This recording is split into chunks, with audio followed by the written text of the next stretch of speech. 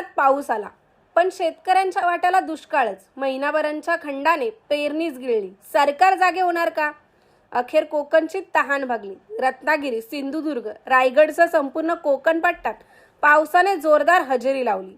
नद्या नाळे दुथडी भरून वाहत आहेत, पण शेतकऱ्यांच्या डोळ्यातील दुष्काळ मात्र संपेना.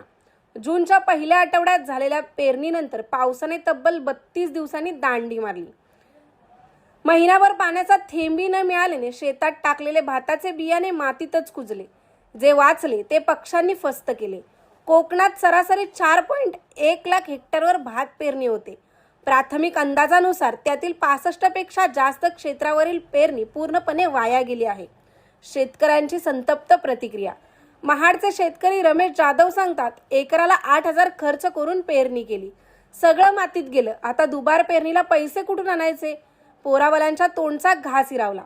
रत्नागिरीतील वृद्ध शेतकरी मालती पवार डोळ्यात पाणी आणून म्हणाला, पाऊस आला पण माझं काळीच पिळवटून गेला.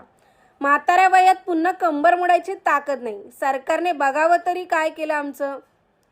शासनाला थेट सवाल. आजचा पाऊस दिलासा देणारा असला तरी उद्ध्वस्त झालेली पेरणी आता उगवणार नाही. दुबार पेरणीसाठी बियाणे, खते आणि पैसा काहीच शेतकऱ्यांकडे शिल्लक नाही. शेतकऱ्यांची एकमुखी मागणी आहे, पंचनाम्यांचे सोपस्कार बाजूला ठेवून हेक्टरी 25,000ची तातडीची मदत जाहीर करा आणि मोफत बियाणे, खत द्या.